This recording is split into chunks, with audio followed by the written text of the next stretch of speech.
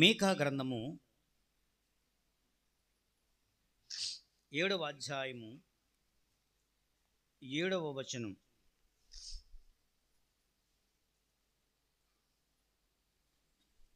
ఏడవ అధ్యాయము 7వ వచనం. అయినను యెహోవా కొరకు నేను ఎదురు చూచెదను రక్షణకర్తయగు నా దేవుని కొరకు నేను కనిపెట్టుకొని యుందును. దేవునికి మహిమ కలుగును గాక. ఈ మాట మీకా చెప్పాడు. ఈ మాటలు చెప్పడానికి పూర్వం ఏం జరిగిందో మనకు ఒకసారి తెలియాలి. మీకా గ్రంథం రాసేటప్పటికి క్రీస్తుకు పూర్వం 722 సంవత్సరాలకు ముందుగా, క్రీస్తుకు పూర్వం అంటే ఇప్పటికి 2000 ఎన్ని సంవత్సరాలు, 2025 సంవత్సరాలకు పూర్వం అంటే అప్పటికి 722 సంవత్సరాలు, ఇప్పటికి 2725 సంవత్సరాలకు పూర్వం అన్నమాట. అప్పుడు మీకా ప్రవక్త అక్కడ ఉన్నాడు. ఆ మీకా ప్రవక్త అప్పుడున్నటువంటి కాలంలో ఏమని రాస్తున్నాడంటే, అప్పటికి ప్రజలు దుష్టత్వంలో మునిగిపోయారట. దుష్టులు, మాట వినని వారు, న్యాయహీనత పెరిగిపోయినటువంటి రోజులు అవి. పాపం విస్తరించింది. ఎవరు మాట వినట్లేదు. రాజులు కానీ, యాజకులు కానీ, ప్రజలందరూ కూడా మారిపోయారు. మారిపోయిన మీ బతుకు మీరు బతకండి, మీ చేష్టలు మీరు చెయ్యండి, కానీ నేను మాత్రము అయినను అని మొదలుపెట్టాడు. చదవండి అక్కడ వచనం. అయినను మీరు ఎలాగంటే ఉండండి, అయినను మీరు ఏం చేస్తే చేయండి, అయినను అని ప్రారంభించి, అయినను యెహోవా కొరకు నేను ఎదురు చూస్తాను. మీలాగా ఎవరి వైపు చూడను. ఎవరి వైపు చూస్తాను? నేను యెహోవా కొరకు ఎదురు చూచెదను. నేను ఎదురు చూసేది యెహోవా కొరకు, మనుషుల కొరకు కాదు. ప్రతి వారు కూడా మనుషుల వంక చూస్తారు, ఇతర అధికారుల వైపు చూస్తారు, నాయకుల వైపు చూస్తారు. కానీ క్లిష్టమైన పరిస్థితులు ఉన్నప్పుడు, దుష్టత్వం పెరిగిపోయినప్పుడు, అన్యాయం పెట్టరేగిపోయినప్పుడు, అయినను నేను యెహోవా కొరకు ఎదురు చూస్తాను. నా రక్షణకర్తయగు నా దేవుని కొరకు నేను కనిపెట్టియుండును. ఆ దేవుడు, నా దేవుడు, చెప్పండి నా అందరు చెప్పండి, నా దేవుడు నా ప్రార్థనను ఆలకించును. చప్పట్లు కొడతారు ఒకసారి. ఎందుకు కొట్టారు? నా దేవుడు నా ప్రార్థన ఆలకిస్తాడు. మీ ప్రార్థన ఆలకించడం లేదా? అపర్ణ, నీ ప్రార్థన దేవుడు ఆలకించడా? నువ్వు ప్రార్థనకు రాకపోయినా ఆలకించాడు కదా.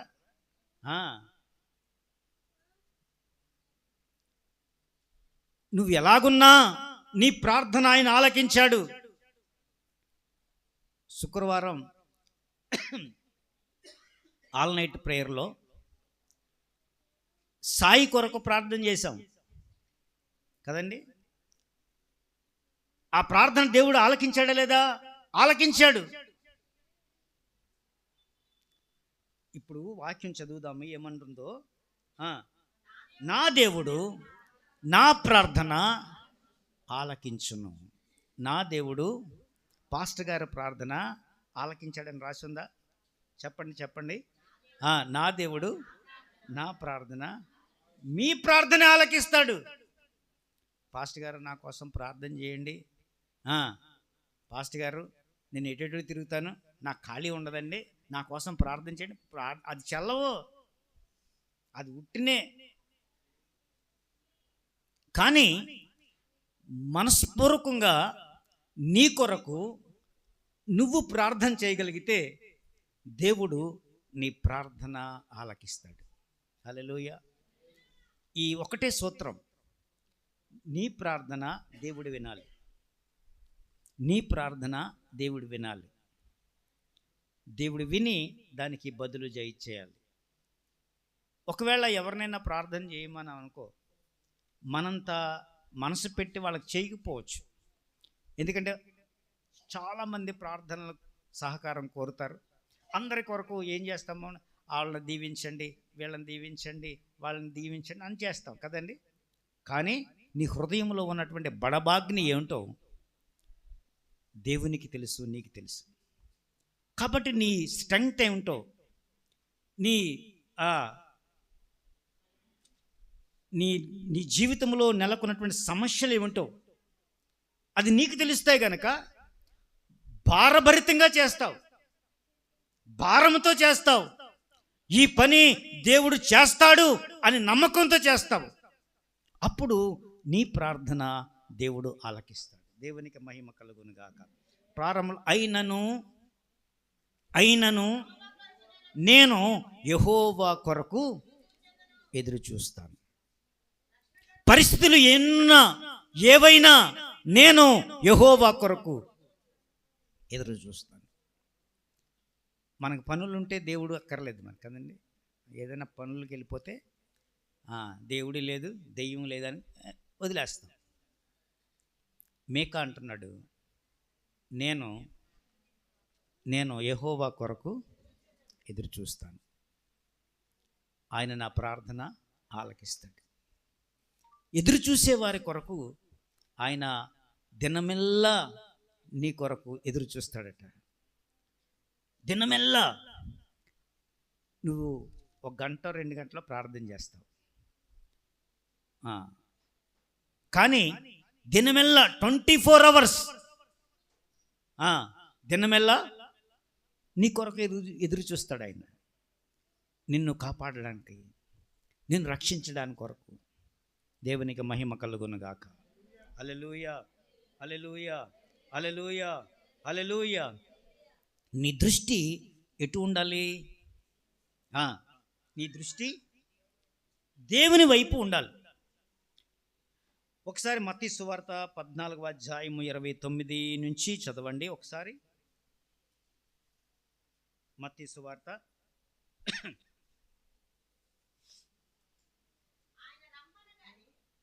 నీ దృష్టి ఎటువైపు ఉండాలంటే సమస్యల వైపు కాదు, నీ దృష్టి మనుషుల పైన కాదు, నీ దృష్టి దేవుని వైపే ఉండాలి. ఇప్పుడు చదవండి. ఆయన రమ్మనగానే పేతురు దోణి దిగి యేసు నొద్దకు వెళ్ళుటకు నీళ్ల మీద నడిచెను. చాలా జాగ్రత్తగా వింటారా? యేసు ప్రభు పిలిచాడు, పేతురు నువ్వు కూడా నీళ్ల మీద నడుస్తావా? ఆయన నీళ్ల మీద నడుచుకుంటూ వచ్చాడు యేసు ప్రభు. పేతురుని అడిగాడు, నువ్వు కూడా నడవాలనుకుంటున్నావా అన్నాడు. అప్పుడు పేతురు నేను కూడా నడుస్తానండి అని చెప్పి నడవడానికి సాహసించాడు. ఆయన రమ్మనగానే పేతురు దోణి దిగి యేసు నొద్దకు వెళ్ళుటకు నీళ్ల మీద నడిచెను. నడిచాడా లేదా? నీళ్ల మీద నడిచాడు. కానీ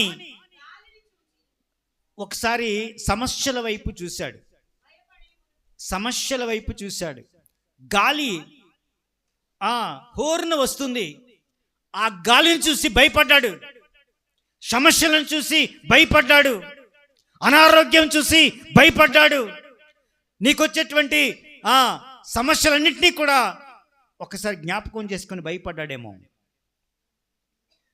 భయపడి గాలిని చూసి భయపడి మునిగిపోసాగాడు. చాలా జాగ్రత్తగా వింటే, యేసు ప్రభు పిలిచాడు, నీళ్ళ మీద నడుస్తావా అన్నాడు.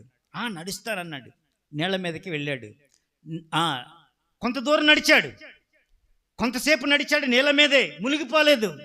కానీ ఒక్కసారిగా డౌట్ వచ్చింది. సమస్యల వైపు చూశాడు, గాలి వైపు చూశాడు. అమ్మో గాలి వస్తుంది అనుకున్నాడు, అమ్మో తుఫాన్ వస్తుంది అనుకున్నాడు, అమ్మో నేను నీటి మీద నడుస్తున్నాను అనుకున్నాడు. వెంటనే మునిగిపోసాగాడు. అప్పుడు ప్రభువా నన్ను రక్షించు, దేవా నన్ను రక్షించు అంటే వెంటనే యేసు చెయ్యి చాపి అతన్ని పట్టుకొని, ఓయ్ అల్ప విశ్వాసి, ఎందుకు సందేహం? నేనున్నాను కదా నీ పక్కన. చప్పట్లు కొడతారు ఒకసారి. నేనున్నాను, నీ పక్కనే ఉన్నాను, నిన్ను మునిగిపోనిస్తానా? సమస్యలను బాపేవాడని, సమస్యలను తీర్చేవాడని, నీకే సమస్య అయినా నేను తీర్చే దేవుని నీ పక్కనే ఉన్నాను, అల్ప విశ్వాసంగా ప్రవర్తించకు అని చెయ్యి పట్టి పైకి లేపాడట. దేవునికి మహిమ కలుగును గాక. నిన్ను నన్ను ఆయన చెయ్యి పట్టి లేపెను గాక. హల్లెలూయా, హల్లెలూయా, హల్లెలూయా. ఆయన చెయ్యి అందించేవాడు. మునిగిపోతున్నావా? కష్టాలలో మునిగిపోతున్నావా? శ్రమలలో మునిగిపోతున్నావా? నిన్ను చెయ్యి పట్టి ఆయన లేవనెత్తుతాడు. హల్లెలూయా, హల్లెలూయా, హల్లెలూయా. చాలమ్మా. కీర్తనకారుడు 12వ కీర్తన మొదటి చరణం చదవండి. 121వ కీర్తన 121. సహాయం కోసం ఎదురు చూస్తున్నటువంటి వారలారా ఈ మాట వినండి. నువ్వు సమస్యలో ఉన్నావు, ఎవరైనా సహాయం చేయాలని కోరుకుంటున్నావు. ఇప్పుడు ఈ వాక్యం చదివితే మనకు అర్థమవుతుంది. కొండల తట్టు నా కన్నులు ఎత్తుచున్నాను, నాకు సహాయము ఎక్కడి నుంచి వచ్చును? యెహోవా వలననే నాకు సహాయము కలుగును. అందుకే మీకా ఈ మాట రాస్తున్నాడు, అయినను యెహోవా కొరకు నేను ఎదురు చూస్తున్నాను. ఎందుకంటే సమస్యలను తీర్చేవాడు, సమస్యలన్నిటి నుంచి నేను బయటికి తీసేవాడు ఆయనే. అందుకనే నేను యెహోవా వైపే నేను చూస్తాను, నా దృష్టి అంతా యెహోవా వైపే. చాలా జాగ్రత్తగా వినగలరు ప్రియ దైవ జనాంగమా. మీ అందరూ ఒక మాట ఆలకించండి. నువ్వు ఎవరి వైపు చూస్తున్నావో నాకు తెలియదు, కానీ నువ్వు సూటిగా దేవుని వైపు చూడు. మునిగిపోతున్నటువంటి నిన్ను ఆయన పైకి లేవనెత్తుతాడు, బండ మీద నిలబడతాడు. దేవునికి మహిమ కలుగునుగాక. హల్లెలూయా, హల్లెలూయా, హల్లెలూయా, హల్లెలూయా. ఒకటి మనకి ఆయన వైపే చూడాలి. ఆయన వైపు చూస్తే నీకు బలం, ఆయన వైపు చూస్తే నీకు విజయం, ఆయన వైపు చూస్తే నీ సమస్యలకు పరిష్కారం. ఒక రెండవ విషయం చెబుతున్నాను. ఆయన వైపు చూస్తే నీకు నిరీక్షణ ఉంటుంది. నిరీక్షణ కలిగి ఉండాలి నువ్వు. అక్కడికి వెళితే ఏం జరుగుతుంది? పేతురు నడిచినంతే సేపు నడిచాడు, కానీ ఒక్కసారిగా అనుమానపడ్డాడు కదండి. అనుమానపడి మునిగిపోసాగాడు. నిరీక్షణ నీలో లేకపోతే నువ్వు మునిగిపోతావు. నిరీక్షణ నీలో ఉండాలి. చూడండి,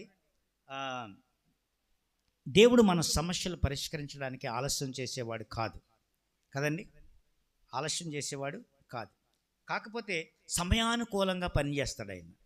సమయానుకూలంగా ఎప్పటి నుంచో సంవత్సరం క్రితం నుంచి అపర్ణ ఇల్లు కట్టుకుంటాను అన్నది. దేవుడు ఆలకించాడా? ఆలకించాడు. కానీ సమయానుకూలంగా దేవుడు మేలు చేస్తాడు, సహాయం చేస్తాడు. ఇప్పుడు సహాయం అందించడానికి పూనుకున్నాడు ఆయన. ఇల్లు కట్టుకోవడానికి మార్గాన్ని తెరిచాడు. దేవునికి మహిమ కలుగునుగాక. అబ్రహాము 25 సంవత్సరాలు కదండి, 1 సంవత్సరం 2 సంవత్సరాలు కాదు, 75 సంవత్సరాలు వచ్చేసినాయి కదండి. అప్పటికి కూడా దేవుడు ఒకటే పాట, నీ పిల్లలను అలా చేస్తాను ఇలా చేస్తానని చెప్పుకుంటూ వచ్చాడు. 25 సంవత్సరాలు గడిచింది, 25 సంవత్సరాల నిరీక్షణ. కానీ నిరీక్షణ వమ్ము కాలేదు, నిరీక్షణ విజయంలోనికి నడిపించింది. యేసేపు 13 సంవత్సరాలు బానిసత్వంలో ఉన్నాడు కదండి. అమ్మివేయబడ్డాడు, తోసివేయబడ్డాడు, ఎక్కడెక్కడో తిరిగాడు. కానీ 13 సంవత్సరాల తర్వాత అతని విజయం ఏమిటో బయటపడింది. దేవునికి మహిమ కలుగును గాక. హల్లెలూయా, హల్లెలూయా. దేవుని నమ్మిన వారు ఎవరు మోసపోరు. ఆయన నిరీక్షించాడు, ఆ నిరీక్షణ ఫలం ఆయన అనుభవించాడు. దేవునికి మహిమ కలుగును గాక. హల్లెలూయా, హల్లెలూయా. చివరికి దేవుని గొప్పతనం వాళ్ళు చూశారు, దేవుడు ఏం చేయగలడో వారు తెలుసుకున్నారు. అటువంటి నిరీక్షణ మనకి కూడా కావాలి. దేవునికి మహిమ కలుగును గాక. హల్లెలూయా. ఒక వాక్యం చదువుతారా? యెషయా గ్రంథం 40వ అధ్యాయము 31వ వచనం అనుకుంటే చూడండి. 40వ అధ్యాయము 31వ వచనం, యెషయా గ్రంథము. చూడండి, యెహోవా కొరకు ఎదురు చూచువారు నూతన బలము పొందుదురు. దేవునికి మహిమ కలుగును గాక. నువ్వు యెహోవా కొరకు ఎదురు చూస్తే నూతన బలం. పాట పడదా? పక్షిరాజు వలే రెక్కలు చాపి పైకెగురుదామా, అలయక సొమ్మసిల్లక పైకెగురుదామా,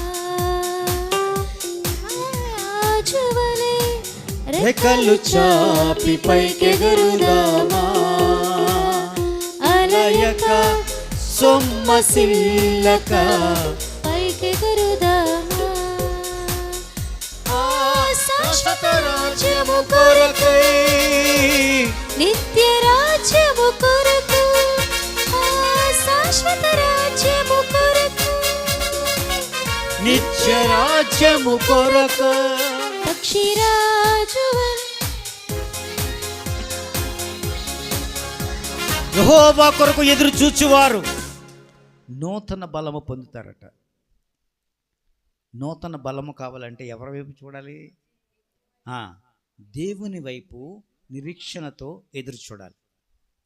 ఆయన పని చేయగల సమర్థుడని, కార్యము చేయగల సమర్థుడని. నువ్వు ఎవరి వైపు చూడాలంటే యేసు వైపు చూడాలి, దేవుని వైపు చూడాలి. ఆయన వైపు చూస్తూ నిరీక్షణతో ఎదురు చూడాలి, ఆయన కొరకు ఎదురు చూడాలి. దేవునికి మహిమ కలుగును గాక. యెహోవా కొరకు ఎదురు చూచువారు నూతన బలము పొందుదురు.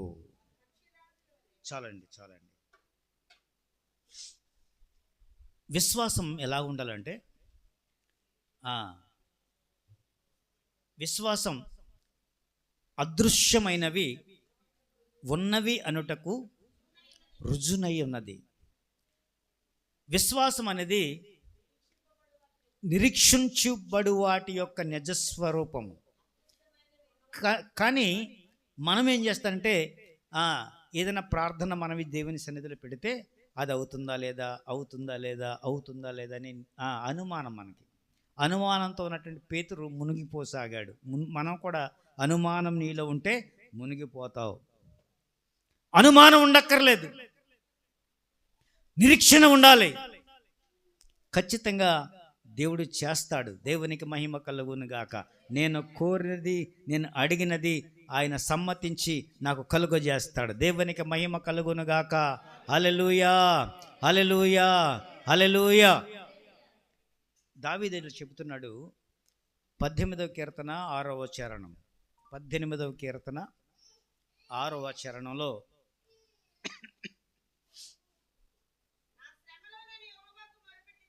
నేను కూడా శ్రమ పడ్డాను, నా శ్రమలో నేను యెహోవాకు మొరపెట్టితిని, నా దేవునికి ప్రార్థన చేశాను. ఆయన తన ఆలయములో ఆలకించి నా ప్రార్థన అంగీకరించి నా మొర్ర ఆయన సన్నిధికి చేరి ఆయన చెవుల జొచ్చాను. దేవునికి మహిమ కలుగునుగాక. చప్పట్లు కొట్టి దేవుని గణపరచండి. నీ ప్రార్థన ఆయన చెవులు జొచ్చిందంట. ఎక్కడో ఉండి ప్రార్థన చేసావు నువ్వు. అపర్ణ, ఎక్కడ ఉండి ప్రార్థన చేశావు? ఇంటికాడ ఉండి ప్రార్థన చేశావు. కానీ దేవుడు తన ఆలయంలో ఉన్నాడు. అక్కడ నుంచి ఆయన నీ ప్రార్థనకు చెవులు జొచ్చాడు. దేవునికి మహిమ కలుగునుగాక. ఆయనకు చెవులకు వినపడిందంట. ఆయన వినే దేవుడు. దేవునికి మహిమ కలుగునుగాక. హల్లెలూయా, హల్లెలూయా, హల్లెలూయా. దేవుడు మౌనంగా ఉండేవాడు కాదు. మౌనములో కూడా ఒకవేళ మౌనంగా ఉన్నప్పుడు నా ప్రార్థన ఆలకించట్లేదేమో అనుకోవచ్చు. కానీ ఆ ప్రార్థన ఆయన చెవుల జొచ్చెను. అప్పుడు ఆయన సమాధానం ఇచ్చెను. దేవునికి మహిమ కలుగునుగాక. హల్లెలూయా. ఆయన మన కోసం నిత్యము పని చేస్తూనే ఉంటాడు. అలయక ఆయన పని చేస్తూ ఉంటాడు. ప్రతి ఒక్కరికి కూడా ఆయన మేలు చేసే దేవుడై ఉన్నాడు. నువ్వు ప్రార్థన చేయడమే తడవు. ఆయన ప్రార్థనలు వైపు చెవియొగ్గుతాడట. నువ్వు నేను చేసే ప్రార్థనలు ఆయన చెవిని పడతాయి. ఆయన దానికి బదులు చేస్తాడు. దేవునికి మహిమ ఘనత ప్రభావములు చెల్లునుగాక. 3 విషయాలు ఈ పాఠంలో మనం నేర్చుకున్నాం. ఏంటంటే మేక రాస్తున్నాడు ఆ 3 విషయాలు కూడా. అయినను యెహోవా కొరకు దేవుని వైపు నీ దృష్టి ఉంచాలి. నీ దృష్టి దేవుని వైపు ఉంచాలి. నెంబర్ 1. నెంబర్ 2 ఏంటంటే నిరీక్షణ కలిగి ఉండాలి. నిరీక్షణతో ఎదురు చూడాలి. ఆయన నీ ప్రార్థన వింటాడు అని నువ్వు నమ్మి తీరాలి కదండి. నీ ప్రార్థన వింటాడు. విన్నాడా? విన్నాడు.